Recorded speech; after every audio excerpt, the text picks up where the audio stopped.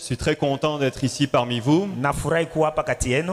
La dernière fois que j'étais à Uvira, c'était en 2018. Ya mwisho mikuwa Uvira ilikuwa 2018. Et depuis, le Seigneur a fait de grandes choses dans nos vies. Na tangia hapo Bwana amefanya mambo makubwa kwa maisha yetu. Et je vois que c'est pas seulement dans les nôtres, mais aussi ici dans vos vies. Na sioni tu kwa maisha yetu lakini naona pia kwa maisha yenu. Amen. Amen. Quand on passait par la rue et que j'ai vu ce que le pasteur Alembe était en train de construire pour le Seigneur Jésus-Christ, Wakati kwa pita barabarani naona mchungaji Alembe anajenga kwa ajili ya Kristo. je me suis dit, Dieu aussi est ici. Nikasema kwamba Mungu pia yuko hapa. Dieu est ici dans cette église. Mungu yuko hapa kwa hii kanisa. Il est avec votre pasteur. Yuko pamoja na mchungaji wenu. Et il est aussi ce soir pour transformer ta vie. Na yuko hapa jioni kwa ajili ya kubadili maisha yako. Amen. Amen. On va se lever et on va prier. Tasimama tutaomba. Si tu peux lever tes mains avec moi. Kama unaweza ukainua mikono yako pamoja na mimi. Père, dans le nom de Jésus-Christ. Baba, kwa jina la Yesu Kristo. Merci parce que tu réveilles ce qui est en nous, Père. Asante kwa sababu unaamsha kilicho ndani yetu Baba. Merci parce que ce que tu as déjà mis à l'intérieur. Asante kwa sababu tayari umeshaweka ndani yetu. Va être réveillé. Kitaamka. Va ressurgir. Kitakuja tena. Dans le nom de Kwa Jésus-Christ. jina la Yesu Kristo. Amen. Amen. Merci beaucoup. Tu peux t'asseoir. Asante sana, unaweza ukaketi. Voilà, donc le thème que moi je vais aborder, c'est sur l'évangélisation personnelle. Somo ambalo nitaongelea ni kupeleka injili kwa kipekee. Et ce que tu dois savoir, Na ambacho unatakiwa kujua, c'est que la Bible compare l'évangélisation au fait d'avoir des enfants. na Biblia inafananisha injili kwa ile hali ya kuwa na watoto. Donc la Bible dit, quand Jésus a envoyé ses disciples, Biblia inasema wakati Yesu alituma mitume wake, il a dit, allez et portez du fruit. alisema nendeni na mkazae. Et tes enfants sont ton fruit. Watoto wako ni matunda yako. Quand Jésus leur disait de porter du fruit, Wakati Yesu alikuwa anawaambia wazae matunda, il faisait référence au fait de faire des nations des disciples. alikuwa anaona kufanya mataifa kwa wanafunzi. Et plusieurs fois dans la parole de Dieu, Na zaidi ndani ya neno la Mungu, Jésus-Christ nous dit, allez porter du fruit. Yesu Kristo anatuambia twende tukazae matunda. Jésus dit aussi, la parole de Dieu dit aussi que l'Église c'est l'épouse de Jésus-Christ. Neno la Mungu pia linasema kanisa ni bibi harusi wa Kristo. Donc même si tu es un homme, tu fais partie de l'épouse de Kwa Jésus-Christ. hiyo hata kama wewe ni mwanaume, wewe pia ni bibi harusi wa Et Kristo. quand tu te maries avec quelqu'un, Na wakati unaoana na mtu, tu t'attends à ce que cette personne te donne des enfants. unatarajia kwamba huyo mtu akupatie watoto. Une des raisons pour lesquelles on se marie, Sababu mojawapo ambayo inatuma tunaoana na kuoa c'est parce qu'on veut des enfants. ni kwa sababu tunahitaji watoto. Bien sûr, tu veux l'amour, tu veux plein d'autres choses, mais une des raisons, c'est parce que tu veux des enfants. Ndiyo, unahitaji upendo, unahitaji vitu tofauti, lakini moja ya sababu unahitaji watoto. Et quand tu es né de nouveau, Na wakati umezaliwa mara ya pili, Dieu a mis à l'intérieur de toi Mungu ameweka ndani yako la possibilité d'avoir des enfants spirituels. uwezo wa kuwa na watoto wa kiroho. Dieu a placé à l'intérieur de toi Mungu ameweka ndani yako la possibilité d'amener des gens à Christ et d'avoir des enfants spirituellement parlant. uwezo wa kuleta watu kwa Kristo na kuwa na watoto wa kiroho. Mais malheureusement pour certains chrétiens, Lakini cha kusikitisha kwa baadhi ya Wakristo, ils n'ont jamais amené quelqu'un à Christ. hawajawahi kumleta mtu yoyote kwa Kristo. La possibilité est là, Uwezo uko ndani, la capacité est là, mamlaka yako ndani, mais ça dort à l'intérieur. lakini yamelala kwa ndani. Il y a d'autres chrétiens, Kuna wengine wa Kristo ils ont essayé d'avoir des enfants spirituels, wamejaribu kuwa na watoto wa kiroho, mais ils n'ont jamais réussi. lakini hawajafanikiwa Et donc, ils ont arrêté d'essayer. na wakaacha kupima. Et ces choses maintenant commencent à dormir à l'intérieur d'eux. Sasa hivyo vitu vinaanza kusinzia ndani yao. Il y avait une sœur dans notre église. Kulikuwa dada mmoja kwa kanisa yetu, Elle me disait ceci. alikuwa ananiambia hivi, Quand j'avais 19-20 ans, wakati nilikuwa na miaka 19, 20, j'étais en feu pour le Seigneur. nilikuwa na waka moto kwa ajili ya Bwana. Tu sais ce qu'elle m'a dit? Unajua nini aliniambia? Elle m'a dit, on m'a surnommé Fire. Waliniita moto.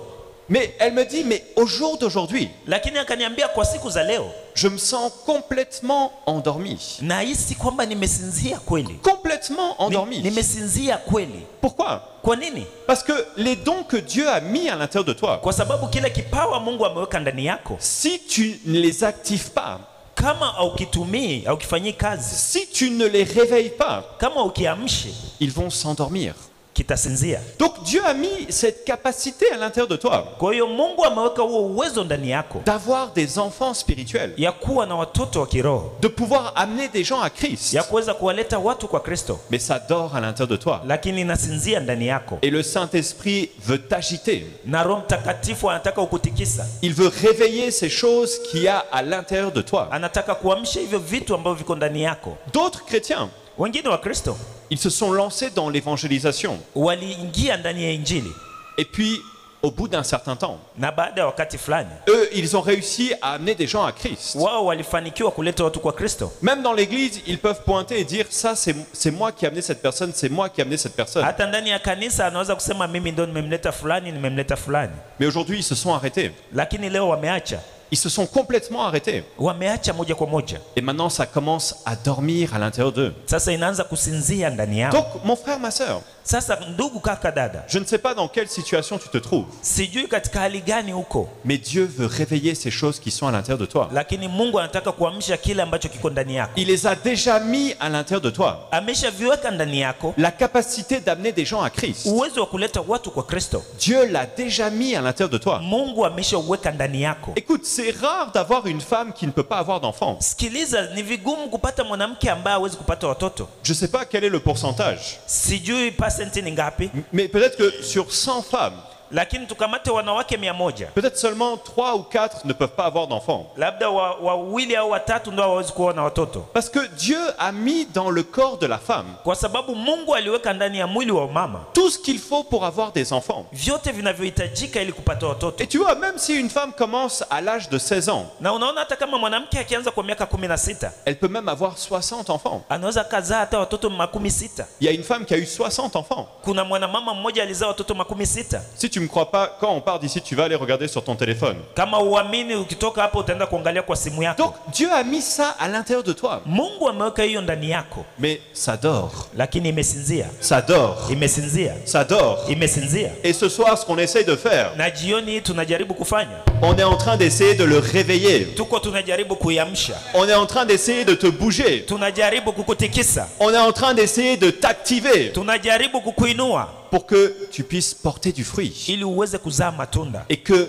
tu puisses avoir des enfants pour le Seigneur. na uweze kuwa na watoto kwa ajili ya Bwana. Donc mon frère, ma sœur, Kwa hiyo kaka, dada, tu es au bon endroit. uko mahali pazuri. Dieu t'appelle à avoir des enfants. Mungu anakuita uwe na watoto. Dieu t'appelle à faire de l'évangélisation. Mungu anakuita ili upeleke injili, Et tout ça, c'est à l'intérieur. na vyote hivyo viko ndani Et il faut que ça sorte. na inatakiwa itoke, Il faut que ça sorte. inatakiwa kutoka. Et il ne faut pas que tu me dises, pasteur, je n'ai pas envie. Na usiniambie mchungaji, mimi sitamani hiyo. Tu sais, j'ai un ami, donc il a fait son mariage. Unajua, nina rafiki tangia alifanya ndoa yake, Et le jour de son mariage, na siku ya ndoa yake quand il partait pour la lune de miel, alipokuwa naenda juu ya mapumziko ya kindoa, approche un peu, n'aie pas peur de moi. sogea kidogo, usiniogope. Il a commencé à prendre la main de sa femme. Alianza kukamata mkono wa mke wake. Et sa femme, non, non, non, non, non. Mke wake, hapana, usiniguse, Et puis il usiniguse. dit, qu'est-ce qui se passe? Ni kitu gani? Il dit, attends demain. Subiria kesho. Et puis il revient demain. Na narudia tena kesho ule bwana. Non, ne me touche pas. Usiniguse, usiniguse.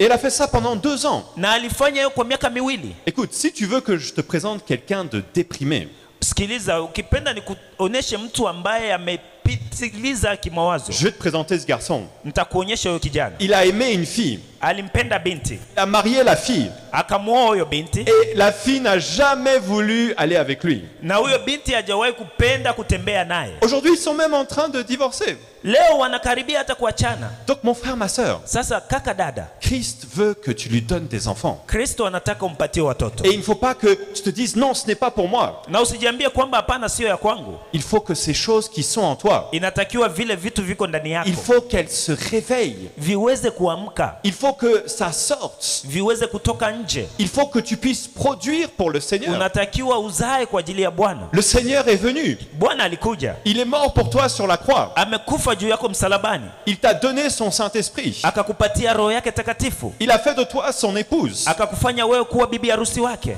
Et il attend qu'une seule chose, na anasubiria kitu kimoja, que tu puisses lui donner des enfants. uweze kumpatia watoto. Tu sais, ce que Pasteur Alembe disait, c'était très très profond. Unajua ile mchungaji Alembe ilikuwa ya kilindini sana, Très très profond. ya kilindini sana. Ta relation avec Dieu, elle dort. Uhusiano wako na Mungu umesinzia, Et une des conséquences du fait que ta relation avec Dieu dort, na moja ya matukio ya kufanya kwamba uhusiano wako na Mungu umesinzia c'est que tu ne donnes pas d'enfants au Seigneur. ni kwamba Bwana haumpatii watoto, Tu ne donnes pas d'enfants au Seigneur. haumpatii Bwana watoto. Tu vois, quand tu aimes ta femme et que ta femme t'aime, Unajua unapompenda mke wako na mke wako anapokupenda, que vous rigolez ensemble tous les jours, na mnacheka pamoja kila siku, que vous êtes en bonne relation na mko kwa uhusiano mzuri, et qu'il n'y a aucun problème biologique, na kuna tatizo lolote la kuzaliwa, les enfants vont sortir tout seuls. watoto watakuja wao wenyewe. Les enfants vont sortir de ton sein tout seuls. Watoto watatoka kwa tumbo lako wenyewe. C'est la nature, Ni kawaida, c'est la vie. ni maisha. Et tu sais quoi? Na unajua nini? Tu n'as aucun problème spirituel. Hauna tatizo lolote la kiroho, Et le Seigneur t'aime de tout son cœur. na Bwana anakupenda kwa moyo wake wote. Juste accepte-le.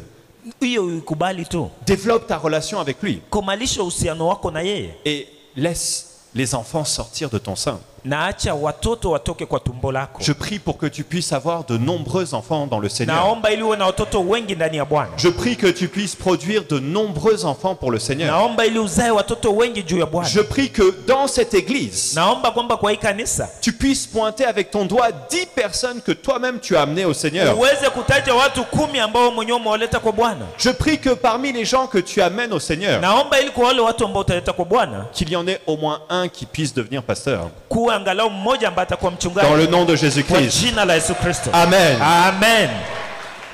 Ouvre ta Bible avec moi dans Philippiens chapitre 1 verset 5. Fungua Biblia pamoja na mimi katika Wafilipo sura ya 1 na mstari wa 5.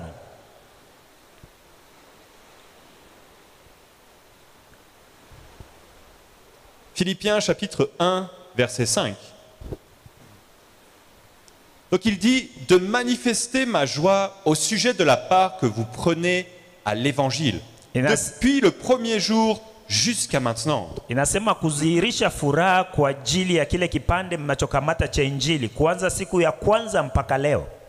Donc mon frère, ma sœur, Kwa hiyo kaka, dada, il y a des chrétiens qui prennent part à l'évangile. kuna Wakristo ambao wanashiriki kwa Injili, Et il y a des chrétiens qui ne prennent pas part à l'évangile. na kuna Wakristo ambao washiriki kwa Injili. Il y a des chrétiens qui sont insensibles. Kuna Wakristo ambao hawahisi. On dirait que ils ne sont pas nés de nouveau. Utafikiri wakuzaliwa mara ya pili. Tu sais, moi, quand je vois des gens mourir et aller en enfer, Unajua, mimi wakati naona watu wanakufa na wanaenda kuzimu, ça me bouge à l'intérieur. inanitingiza ndani Tu yangu. vois, quand je suis avec quelqu'un qui n'est pas sauvé, Unajua, wakati niko na mtu ambaye hajaokoka, ça me bouge à l'intérieur. inatikisika ndani yangu. Est-ce qu'on a le même intérieur? Je, tuna undani mmoja? Est-ce que tu es sauvé? Je, umeokoka? Est-ce que tu as reçu Jésus-Christ? Je, umempokea Yesu Kristo? Tu sais, j'avais mon voisin.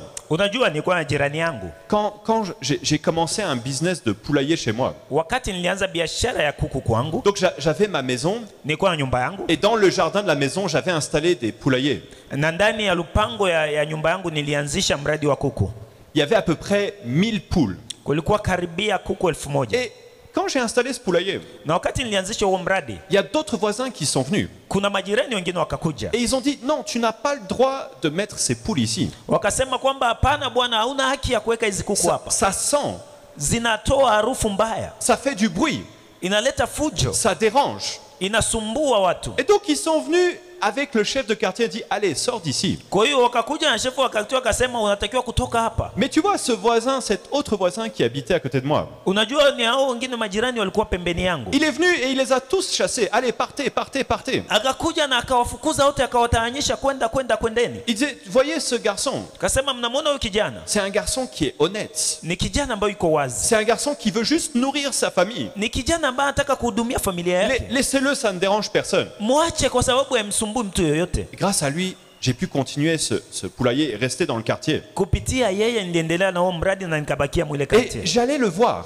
na nilikuwa naenda kumuona, et je lui parlais de Jésus-Christ. na nilikuwa namwongelea kuhusu Yesu. Je lui parlais de Jésus-Christ presque à chaque fois que je le voyais. Nilikuwa namwongelea kuhusu Yesu kila mara tukionana, Mais même s'il essayait d'être un gars bien, lakini hata kama alikuwa anafanana kuwa mtu yuko sawa, il ne comprenait pas le salut. hakuwa anaelewa wokovu. Il avait atteint un âge où il était trop âgé. Alifikia umri ambao umeshasogea sana. Alors je lui parlais de Jésus-Christ. Sasa nilikuwa namwongelea kuhusu Yesu, Je lui parlais de Jésus-Christ. nilikuwa namwongelea kuhusu Yesu. Et puis un jour, Lakini siku moja j'ai vu sur mon téléphone nikaona kwa simu yangu faire part de décès.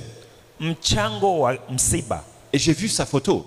na nikaona picha yake. Écoute, quand j'ai vu ça, Sikiliza, wakati niliona hiyo il est mort. amekufa Et il n'a pas été sauvé. na kuokoka, Écoute, j'ai senti comme si quelque chose à l'intérieur de moi était en train de casser. nilihisi ndani yangu kama kuna kitu Je kinavunjika. suis allé dans son deuil. Nikaenda kwa kilio chake, Et c'était pas moi qui consolais les enfants, c'était les enfants qui étaient en train de me consoler. na sio mimi nilikuwa nafariji watoto wake, na watoto wake walikuwa Tu wananifariji. vois, quand tu aimes vraiment le Seigneur, Unaona, unapompenda kweli Bwana, tu aimes ce qu'il a fait à la croix. unapenda ile kazi kafanya Tu vois, msalabani.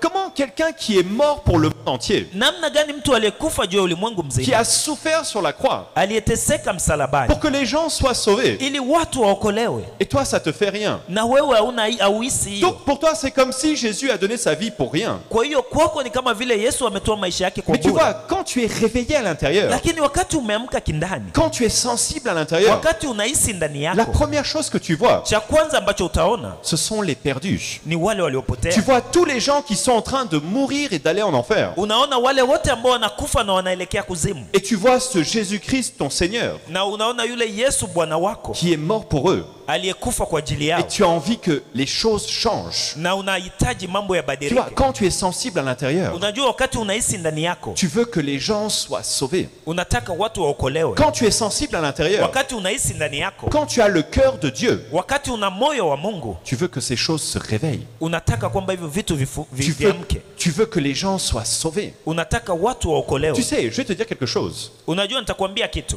À l'intérieur de toi, Ndani yako il y a le cœur de Dieu. kuna moyo wa Mungu. Il y a le cœur qui désire voir les perdus être sauvés. Kuna roho ambayo inahitaji kuona waliopotea waokolewe. Mais le problème qu'il y a, Lakini shida iliyoko c'est que ça dort. ni kwamba imesinzia. Ça dort. Imesinzia. Et il faut que tu le réveilles. Na unatakiwa kuiamsha. Il faut que tu prennes part à l'évangile. Unatakiwa ushiriki kwa Injili. Il faut que tu cherches à ce que les gens soient sauvés. Inatakiwa utafute watu waokolewe. Il faut que tu te mettes au travail. Inatakiwa uchape kazi. Il faut que tu produises des enfants pour le Seigneur. Inatakiwa uzae watoto kwa ajili ya Bwana. Amen. Amen. Mon frère, ma soeur, écoute cette histoire. Kaka, dada, sikiliza historia. Quand tu viens, si un jour tu as la chance de venir à Bujumbura, Kama siku moja unapata bahati ya kuja Bujumbura, tu verras que mon père et ma mère ont construit une grande église. utaona kwamba baba na mama yangu wamejenga kanisa kubwa. Et aujourd'hui, moi aussi, j'ai construit, j'ai pas construit le bâtiment, mais je suis en train de construire une église spirituelle. Ndiyo, na mimi leo sio kwamba nimejenga jengo, lakini niko najenga kanisa la kiroho. Mais je vais te dire un secret. Je vais te dire quelque chose. Nitakwambia kitu kimoja. Mon père et ma mère ne sont pas nés dans cette église. Baba yangu na mama yangu hawakuzaliwa kwa ile kanisa. Un jour, Siku moja mon père et ma mère n'étaient pas sauvés. baba yangu na mama yangu hawakuwa naokoka. Un jour, mon père et ma mère ne connaissaient pas Jésus-Christ. Siku moja baba yangu na mama yangu hawakuwa namjua Kristo. Il y a très longtemps. Kuna siku zimepita Mais nyingi. écoute cette histoire. Lakini sikiliza historia. Avant que je naisse, Mbele nizaliwe, dans les années 1983, kwa miaka 1983, ma mère va changer de travail. mama yangu atabadilisha kazi, Et dans son nouveau travail, na kwa kazi yake mpya elle va rencontrer un homme. atakutana na mwanaume, Et cet homme va lui parler de Jésus-Christ. na huyo mwanaume atamwongelea kuhusu Yesu, Et ça va être la première fois qu'elle entend parler de Jésus-Christ. na itakuwa ya kwanza kusikia juu ya Yesu. Donc c'est quelqu'un qui allait à l'église. Kwa hiyo ni mtu alikuwa anaenda kanisani, Mais à l'église, on chantait les hymnes. na kanisani walikuwa naimba nyimbo. À l'église, on prend le pain et le jus, mais on te dit pas ce que c'est.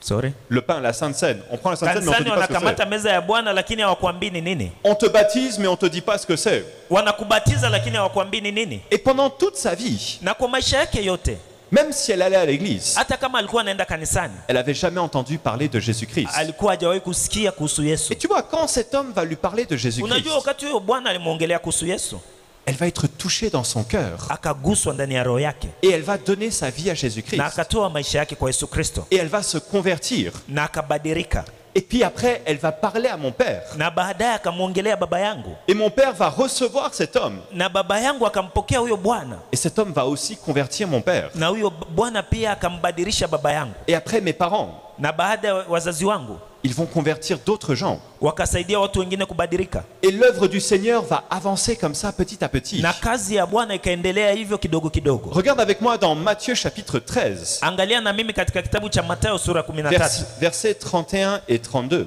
mstari wa 31 mpaka 32.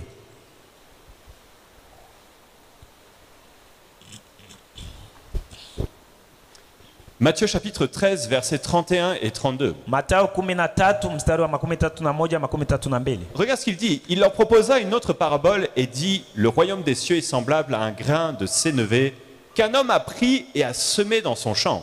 Akawaambia mfano mwingine kwamba ufalme wa Mungu unafananishwa na mbegu ndogo ambayo mtu mmoja aliikamata na akapanda kwa shamba lake.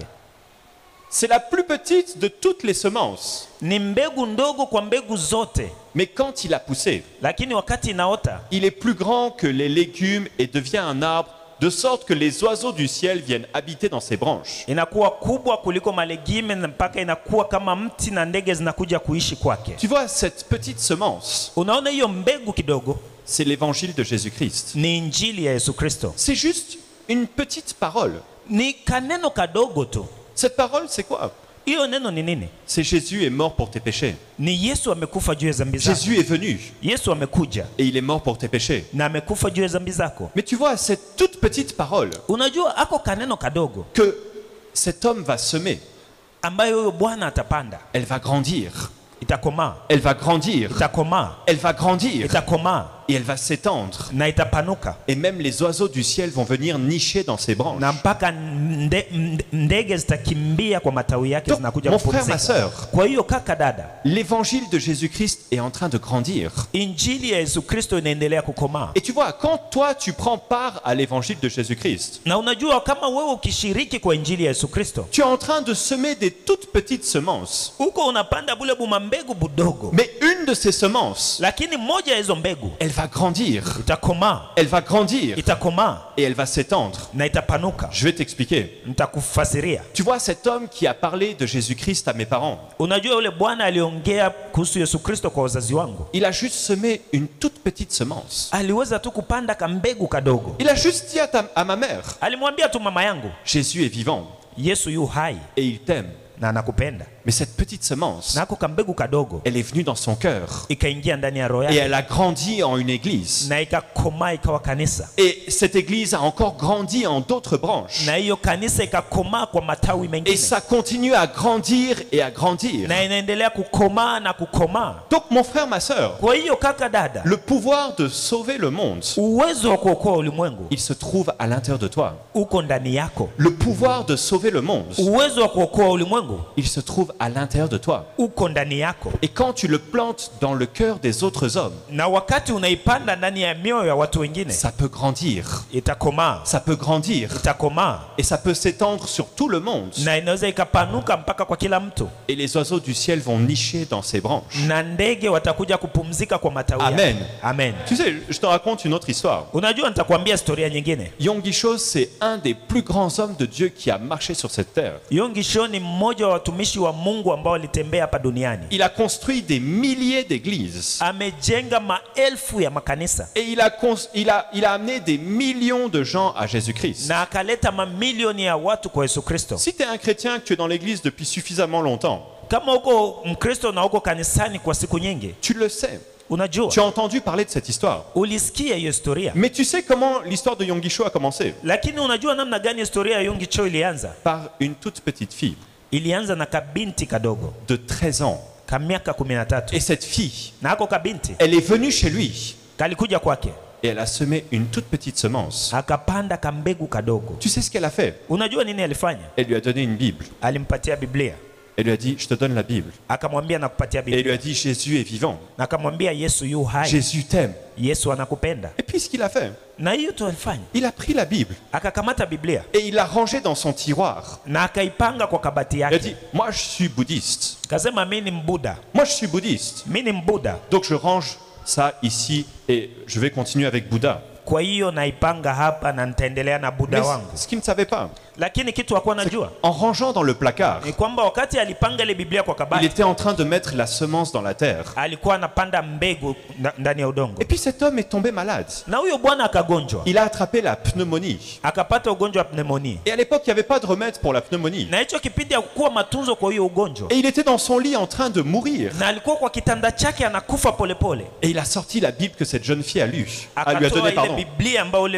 binti alimpatia. Et il a commencé à la lire. Na akaanza kuisoma. Il a commencé à la lire. Akaanza kuisoma. Et il a vu un Jésus qui est vivant. Na akaona Yesu ambaye yuko hai. Un Jésus qui guérit les malades. Yesu anayeponya wagonjwa. Un Jésus qui amène la vie. Yesu anayeleta uzima. Et puis il s'est converti. Na akabadirika. Et puis la suite de l'histoire, tu la connais. Na historia ilivyoendelea mimi najua unaijua. Il a continué avec le Seigneur. Akaendelea na Bwana. Et il a planté des milliers d'églises. Na akaanzisha mamilioni ya makanisa. Et il a sauvé des millions de gens. Na akaleta mamilioni ya watu kwa Bwana. Mais toute cette histoire, lakini hiyo historia yote, elle a commencé avec une petite fille de 13 ans. Ilianza na kabinti kadogo ka miaka 13. Mais à l'intérieur de cette fille, lakini ndani ya huyo binti, il y avait des gens qui dormaient. kulikuwa watu walikuwa wamelala. Et toi aussi à l'intérieur de toi, na wewe pia ndani yako, il y a quelque chose qui dort. kuna kitu fulani kinalala. Il y a des milliers de personnes qui dorment dans ton sein. Kuna mamilioni ya watu wanalala tumboni mwako. Il y a des millions de gens qui dorment dans ton sein. Kuna milioni ya watu wanalala tumboni mwako. Mais ça sort seulement par une chose. Lakini inatoka tu kwa kitu kimoja. Quand tu parles de Jésus-Christ aux autres. Unapoongea juu ya Yesu Kristo kwa wengine. Quand tu dis aux gens de ce monde. Unapoambia watu wa ulimwengu huu. Jésus est mort pour toi. Yesu amekufa kwa ajili yako. Il a été crucifié à la croix pour tes péchés. Ametundikwa msalabani kwa dhambi zako. Et grâce à lui, na kupitia yeye, tu peux être sauvé. Unaweza kuokolewa. Grâce à son sacrifice, kupitia dhabihu yake, tu peux avoir la vie éternelle. Unaweza kuona uzima wa milele. Mon frère, ma sœur, kaka dada, Dieu a mis quelque chose de grand à l'intérieur de toi. Mungu ameweka kitu kikubwa ndani yako. Il a mis des semences. Ameweka mbegu. Et si tu sors na ukitoka, et que tu sèmes ces semences, na unapanda hizo mbegu, ça va grandir. Zitakomaa. Ça va porter beaucoup de fruits. Zitaleta matunda mengi. Beaucoup d'oiseaux du ciel vont nicher à l'intérieur. Ndege nyingi za mbingu zitakuja kupumzika pale. Mon frère, ma sœur, kaka dada, la priorité de ta vie chrétienne, kipaumbele ya maisha yako ya Kikristo, c'est de parler de Jésus-Christ. Ni kuongea juu ya Kristo. La priorité de ta vie chrétienne, kipaumbele cha maisha yako ya Kikristo, c'est de répandre l'évangile. Ni kutawanyisha injili. La priorité de ta vie chrétienne, kipaumbele cha maisha yako ya Kikristo, c'est de faire sortir ces semences que Dieu a mis à l'intérieur de toi. Ni kutoa ile mbegu ambayo Mungu ameweka ndani yako. Et de les semer dans la terre. Na kuipanda ndani ya udongo. Pour qu'elles puissent produire. Ili iweze kuzalisha. Et qu'elles puissent donner des enfants à notre Seigneur. Na iweze kumpatia Bwana wetu watoto. Amen. Amen. Amen. Amen. Donc mon frère, ma sœur, kwa hiyo kaka dada, écoute-moi bien. Nisikilize vizuri. Si tu veux te marier, kama unataka kuoa ama kuolewa, gloire à Dieu. Mungu atukuzwe. Si tu veux être quelqu'un qui prospère, ukitaka kuwa mtu ambaye anaendelea, gloire à Dieu. Mungu atukuzwe. On n'a rien contre ces choses. Atuchukii hivyo vitu, hapana. Mais la priorité, lakini kipaumbele, ce qui doit être fait en premier, ambacho kinatakiwa kufanyiwa kwanza, c'est de répandre l'évangile. Ni kutawanyisha injili. C'est ça ce qui doit être fait en premier. Na hiyo ndio inatakiwa kufanyika mbele. Regarde le verset qu'il a donné, je crois que c'était 2 Corinthiens, Actes chapitre 2 verset 42, c'est ça? Ou 4 verset 42, je sais plus. Nafikiri Matendo ya Mitume sura ya 2 mstari wa 12. Non, là où il dit chaque jour dans le temple, il prêchait la bonne nouvelle. Et dans les maisons. Kila siku ndani ya hekalu walikuwa na ubiri habari njema. 5:42. 5:42.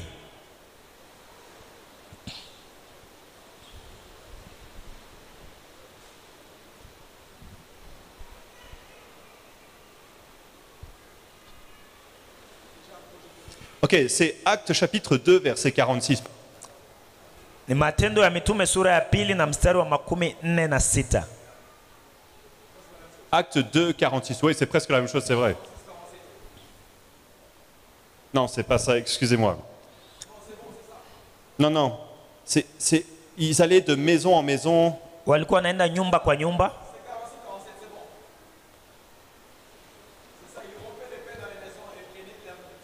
Ok, c'est pas le verset que je cherche, excusez-moi, on oublie. Okay. Donc mon frère, ma sœur, je vais chercher le verset cette nuit puis je te le donnerai demain. Donc quand il y a eu un réveil, on parle souvent du réveil du premier temps, de la première église.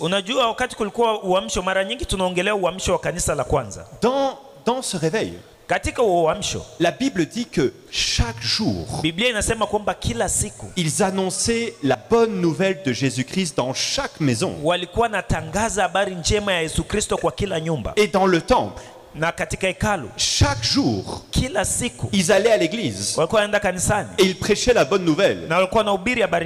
chaque jour, kila siku ils entraient dans les maisons walikuwa naingia ndani ya manyumba et ils prêchaient la bonne nouvelle. na walikuwa nahubiri habari njema. Donc mon frère, ma sœur, Kwa hiyo kaka, dada, le réveil, c'est pas quand le Saint-Esprit vient, descend et agite les chrétiens et les chrétiens crient, les chrétiens tombent. Non, ce n'est pas ça le réveil. uamsho sio kwamba Roho Mtakatifu anakuja anaingia kwa Wakristo anawatikisa na Wakristo wanahisi, sio hiyo tu. Oui, c'est vrai, ces choses existent. Ndio hivyo vitu vipo Je ne suis vinafanyika, pas en train de parler contre ces choses. sipingani navyo, hapana. Mais tu vois, le réveil, Lakini unaona uamsho c'est quand tous les chrétiens ni wakati Wakristo wote parlent de Jésus-Christ tous les jours, wanasema juu ya Yesu Kristo à kila tout siku le monde, kwa kila mtu, que Dieu réveille ces choses en toi ili Mungu aamshe hivyo vitu ndani yako et qu'il te fasse porter du fruit. na kufanya uzae matunda Dans le nom de kwa Jésus-Christ. jina la Yesu Kristo. Amen. Amen.